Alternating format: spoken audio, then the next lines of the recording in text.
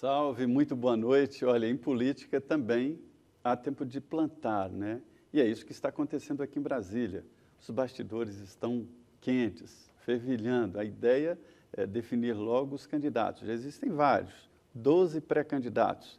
O DEM lançou o Rodrigo Maia como pré-candidato, o PSDB confirmou Geraldo Alckmin e o processo agora é esse mesmo, de buscar apoio. Hoje aqui o Frente a Frente fala de política com o ex-líder do DEM, o deputado Efraim Filho, que já está no terceiro mandato e tem uma experiência muito grande na política por aqui. Deputado, a gente fica falando aí na disputa, mas parece que o povo ainda não entrou nessa disputa. Eu fico com a impressão que essas pesquisas aí que mostram o Bolsonaro lá em cima, o Geraldo Alckmin lá embaixo, aquilo ali é uma minoria de eleitores que já se definiu. A maioria ainda não entrou no clima. O que está acontecendo? Está estranho. Em outras eleições, nesta época do ano, já estaríamos todos sabendo quem ia ser candidato e os favoritos. O que está acontecendo? José, foi interessantíssima a sua pergunta. O que está acontecendo é que nós temos hoje o que a ciência política chama de resultado não mapeado. Por tudo que aconteceu no Brasil, pela velocidade das transformações, a própria rede mídia social que horizontalizou as informações. Hoje todo mundo tem acesso ao fato, ao mesmo fato, e faz as suas avaliações e análises diferentes de tempos passados, onde você tinha majoritariamente um pensamento que era colocado por 2, 3 veículos muito fortes. Hoje, essa horizontalização das informações, ela faz com que as pessoas peguem mais tempo para avaliar. Então, eu acho que a gente tem o feeling, né, na política, de que a pesquisa hoje ela representa uma mera foto do momento. E quem quer chegar e ser vencedor tem que se preocupar muito mais com o vídeo, né, com o filme que vai ser feito atrelar. Por isso que eu falei tanto de estratégia. Pouco importa agora você esteja com 1, 2, 3, 4 pontos na pesquisa, mas qual o conceito que você está colocando para que as pessoas, quando comecem a perceber a campanha, elas digam, essa pessoa está falando aquilo que eu penso, essa pessoa está indo pelo caminho. Então, o Democratas, ele inovou e ele teve ousadia. Eu imagino lá na frente, quando a gente vencer e forem olhar para trás, vão dizer o que é que eles fizeram. Nós fizemos uma passagem de bastão. Eu tenho 39 anos, já liderei o Democratas, caí para cima, como diz, né? Ocupei a vice-presidência nacional para compor junto com a ACM Neto, prefeito de Salvador, mais bem avaliado, prefeito de capital mais bem avaliado do Brasil, ou seja, com gestão, com resultados, reeleito com 70% dos votos. Temos um pré-candidato à presidência da República com 46 anos, Rodrigo Maia, temos 10 candidaturas. E o conceito... O ministro da Educação, Mendonça Filho, que aprovou o novo ensino médio. Para mim, é uma das maiores conquistas legislativas da última década. Uma educação que dialoga com o futuro, com um mundo sem fronteiras, globalizado. O Brasil era a 8ª economia do mundo e passava vergonha e ninguém queria mudar. Está claro que estava errado, faltava coragem e ele fez. O DEM deu a volta por cima. O Democrata gerou pauta positiva, vitrine positiva, tá certo? Então, essa leitura que você fez no começo, Denise, me permita resgatá-la, porque ela cabe também nesse momento. O PMDB tem dito que quer um candidato para defender o legado do Temer. O PT diz que quer um candidato que tenha coragem de defender o legado da Dilma e do Lula. O PSDB ainda fala em retornar com o FHC e defender o legado do FHC. E o Democratas fala para o futuro, para o amanhã. Quem olha para o retrovisor é quem quer andar de marcha ré. Nós estamos olhando pelo para-brisa, estamos olhando pelo amanhã e querendo discutir o futuro do Brasil. No discurso do Rodrigo, tinha a questão da renovação tecnológica.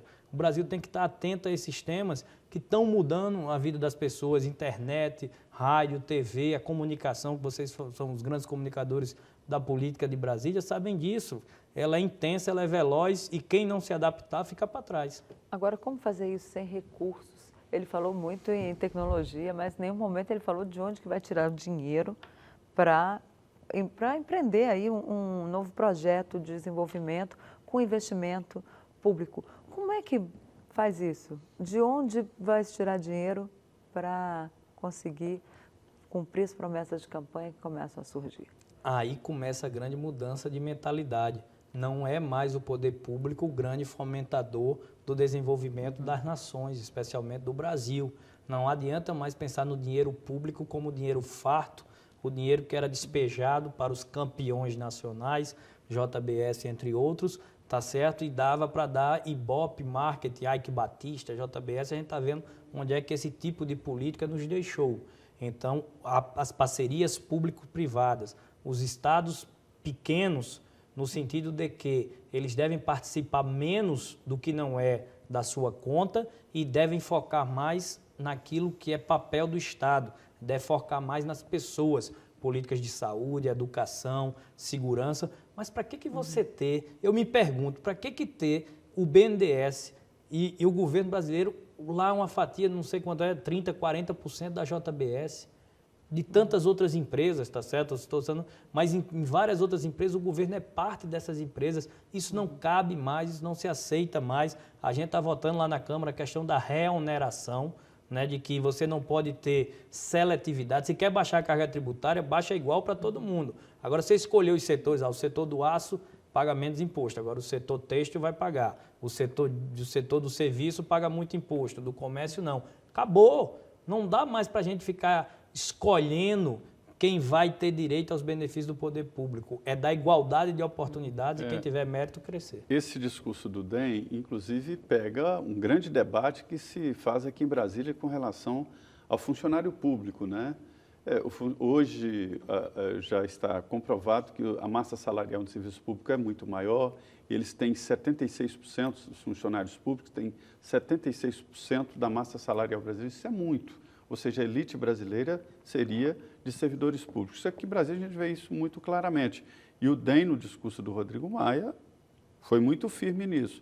A reforma da Previdência também pega o setor público.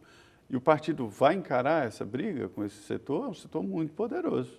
Não, nós não é encarar a briga com o setor, nós temos que encarar a briga com as elites, com quem ganha muito, tá certo? E gera uma disparidade, uma desigualdade muito forte. Então, essa regra, inclusive, da mudança da Previdência, ela previa isso. Ela previa uma lei que fosse dura, mas que fosse igual para todos. Agentes políticos, nos quais eu me incluo, agentes públicos, a elite, que ela gera um grau de, por exemplo, quem se aposenta com 30 mil reais, está se aposentando no Brasil hoje com 52 anos, com 53. E quem é trabalhador da iniciativa privada, hoje, não é a reforma não, hoje se aposenta com 65 anos de idade para ganhar um salário mínimo. Isso está errado. Isso tem que ser mudado. Agora, se as regras que apresentaram não forem as ideais, vamos repensar isso, vamos conquistar a sociedade. Esse é um ponto que tem que ser sintonia com aquilo que pensa a sociedade. Se souber entregar, Zé, bem o tema, a sociedade vai estar a favor de quebrar privilégios. Para você ter uma ideia, o senhor sabe que um policial em qualquer estado não passa ali de R$2.000 salário, né? No máximo, o que ganha mais é Brasília, R$5.500. Uma dificuldade para aprovar um teto, um piso salarial na segurança pública de R$3.000. E um policial na Câmara dos Deputados ganha R$27.000. Quer dizer, há distorções muito claras, inclusive entre os servidores públicos, né? Essa disputa de setores. Agora, você não tem que massacrar o servidor público, você não tem que punir o servidor, porque tem muito servidor que também ganha um salário mínimo ou coisa parecida com isso. Lá na Paraíba tem muito, e se doa, e faz um bom trabalho. Você tem que combater são as desigualdades e os privilégios. E saber que não é só a questão salarial que gera o melhor serviço. Eu tive terça-feira com o Marquesan, prefeito de Porto Alegre, um seminário que envolvia segurança e desenvolvimento. E ele dizia que essa relação não existe, que em Porto Alegre ele tem o maior salário do Brasil e entre os maiores índices de violência, né? Ou seja, na polícia. Então, quer dizer, não é o problema salarial que resolve, é gestão. Aí é o grande desafio do Brasil, é gastar bem o dinheiro que tem, é gestão pública. Se você só deposita em massa salarial, falta para a operacionalização de serviços. Então, a educação se resolve apenas com o professor ganhando bem? Não. Precisa ganhar bem? Precisa. Mas também tem que ter gestão, porque não é só isso que vai resolver o problema da educação no Brasil. Por falar em recursos, o senhor falou em reoneração da folha. Amanhã o governo está anunciando um contingenciamento, né, a retenção de R$2,6 bilhões porque a reoneração não foi aprovada até agora. Há alguma perspectiva de votação? Porque diz que está uma briga, uns querem tirar uns setores para continuar com os benefícios, outros acham que não, que tem que reonerar para todo mundo. Como é que vai ficar isso?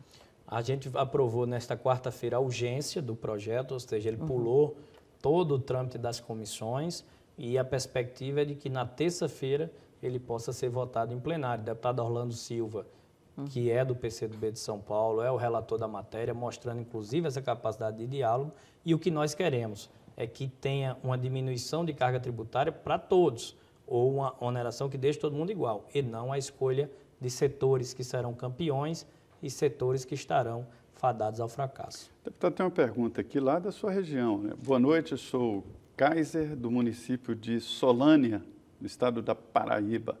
Gostaria de indagar ao deputado se ele acredita que esse episódio que aconteceu hoje no Supremo Tribunal Federal não demonstra uma desarmonia forte dentro do tribunal. Indica, né? Eu vou até mais além. O Kaiser, que é de Solânia, gestor do município de Solânia, um abraço ao Brejo. Ele é o prefeito lá? É, exato. Um abraço ao Brejo paraibano, a região do Brejo. Cidade muito bonita, Solânia, fria, inclusive lá para os padrões da Paraíba. Essa demonstração, e é um jurista, o Kaiser é um gestor muito preparado, ela demonstra um tensionamento que vai além do tribunal. Eu acho que é um tensionamento interpoderes. Nós temos hoje uma relação muito fratricida entre os poderes da República e isso põe em xeque a nossa democracia, inclusive, tá certo? E os fundamentos das nossas instituições. Se conseguirmos ultrapassar tudo isso esse ano, o Brasil estará dando uma grande demonstração. Às vezes a gente só olha para o lado ruim, mas imagina que nós passamos por um impeachment de uma presidente, pela denúncia de um presidente da República por um outro poder, no caso a Justiça, né, o Poder Judiciário através da PGR. Estamos agora passando por essa briga dentro do Supremo Tribunal Federal na discussão de um habeas corpus sobre uma eventual prisão ou não de um ex-presidente. E nós estamos enfrentando tudo isso sem guerra e sem sangue. Pois é, mas dentro da Os protestos pergunta, são naturais. Dentro aqui da mas a pergunta Venezuela está lá, matando gente, mais de 100, 200 por mês. Dentro da pergunta do Dr. Kaiser aqui, o que se fala aqui em Brasília é essa dificuldade do Supremo, porque o Supremo foi previsto na Constituição para ser um tribunal, né, homogêneo, para definir ali jurisprudência, linhas de pensamento e de julgamento para todos os juízes, né? E o que acontece hoje é o seguinte, que se transformou em uma casa de 11 Supremos Tribunais Federais. É certo que existem grupos que ali fazem 3 grupos distintos, né? Mas desconfigurou ali o Supremo Tribunal Federal, e uma luta ali de ego e tal, se fala da parlamentarização do Supremo Tribunal Federal. Isso é preocupante ou eles vão se ajeitar nessas cotoveladas? É preocupante, sim. Isso é o que você fala do ativismo judicial, Zé Maria. E cabia um programa todo para a gente fazer essa análise do que é que isso significa e das mudanças, principalmente vocês que acompanham essas mudanças. Essa guerra de egos existe. Hoje se questiona muito, inclusive, a forma midiática do tribunal, a transmissão por uma rede de TV, né, a TV Justiça, dos julgamentos. Mudou. E isso sabe que gera opinião pública na cabeça do magistrado, que deveria se guiar apenas pelos seus conceitos. Nós temos aí decisões, é engraçado, e aí vale para tudo. Eu já vi membros do Supremo Tribunal Federal que quando eles vão julgar, por exemplo, a lei, a gente passou por um julgamento do Código Florestal, não importa a visão do legislador, ele parece que está querendo impor o seu pensamento sobre o tema. O fato, e aí se resume muita coisa, o fato de um ministro do Supremo Tribunal Federal ter um pensamento sobre um tema não pode fazer com que ele esqueça a Constituição Federal que diz que quem dita as leis é a casa do povo. Por quê? Porque ali passou por 513 pessoas que, bem ou mal, foram escolhidas na base do voto e representam um extrato da sociedade. Então, ele não pode dizer, eu não concordo com a emenda constitucional da Câmara, eu penso de uma forma diferente e vou impor a minha vontade. Isso pode, gera as distorções, Como não pode. disse o ministro Marco Aurélio para mim há 2 finais de semana, ele falou assim, processo não tem capa. Nós temos que julgar todos como se não tivesse, sem fulanizar, né? Exato. Mas agora não teve jeito. A segunda instância, pelo visto, vai ser julgada na fulanização com essa decisão sobre o ex-presidente Lula, que deve sair amanhã. Amanhã, toda essa expectativa, e você vê como é esse jogo, ou seja, tentaram fazer uma manobra e a Carmen não queria, e ela disse, já que é para fazer a manobra, então vamos fazer as claras, vamos botar o HC de Lula ela expôs, mesmo, né? Porque cada um diga o que pensa em relação ao ex-presidente Lula. Será um né? julgamento com Tem nome, nome. sobrenome, CPF e endereço. Terá um simbolismo, né? Eu acho que tudo isso que a gente vive, o juiz Sérgio Moro, que tem sido um herói, na minha concepção, um herói do Brasil, eu acho que a gente vive um momento de uma lição didática de cidadania, de que a lei vale para todos. Antigamente se tinha uma percepção no Brasil de que se você fosse rico ou poderoso ou um grande político, você não iria para trás das grades. Esse tempo se acabou. Agora a gente tem um ex-presidente da Câmara. Presidente da Câmara, Marcelo Odebrecht, que foi o homem mais rico desse país, passou o tempo lá cumprindo a sua pena. O ex-senador Dinho Argelo. Senador Dinho Argelo, Delcídio Amaral, que estava no mandato quando foi. André Vargas, Rocha Loures, Henrique Eduardo Alves, outro ex-presidente da Câmara que está preso. A lista é grande. A lição didática para a sociedade hoje, ela é muito forte. E é isso que está em jogo amanhã no Supremo. É saber se a lei no Brasil vale para todos ou se não a gente vai perder e vai retroceder. Agora, deputado, a gente percebe que esse assunto botou de novo a sociedade conflagrada, porque uma parte, como se fosse a reedição do impeachment da Dilma sobre outros fatores, né, sobre um novo enredo. Porque tem os petistas que vão para a rua para defender a liberdade do ex-presidente Lula, que não tem antecedentes criminais, é réu primário, ou seja, tem endereço fixo e, segundo alguns juristas, não precisaria cumprir pena desde já. Mas vai para a rua também outros movimentos, que inclusive estiveram com a ministra Carmen Lúcia, dizendo que não, que ele tem que ser preso, se ele está condenado, ele tem que ser preso, apesar, na segunda instância, deve valer para ele também. Não, o país, quando é que vai sair dessa conflagração? Porque o senhor fala tanto em união, mas a gente não vê essa união acontecendo. Eu falo na necessidade de união, eu falo na necessidade de uma pessoa com capacidade de unir o Brasil. Todos esses argumentos que você colocou, elas validam a minha tese, a tese que eu coloquei aqui. Nós vivemos hoje tempos de extremismo, tempos de intolerância, em que as pessoas não dialogam, elas se combatem. Né? A gente acabou de ver, elas se agridem, elas se ofendem. Né? Quem é contra o presidente Lula, quem é a favor, se viram inimigos, se ofendem. Quem é contra Temer, a favor de Temer, se agridem, tá certo? Quem é agora com o Supremo Tribunal Federal, quem é Barroso e Gilmar, se agridem. O Brasil precisa fazer a travessia desse tempo. E eu acho que as eleições serão um grande momento. Há uma percepção do mercado, da sociedade, das pessoas, estão doidas para que 2018 acabe, que a gente vire essa página e a gente pense um Brasil olhando para o futuro. E quem tem feito a proposta de olhar para o futuro é o Democratas, enquanto os outros ainda insistem em olhar para o passado. Por falar em futuro, tem uma pergunta aqui de Júnior. Ele é de Feira de Santana, obrigada pela sua participação.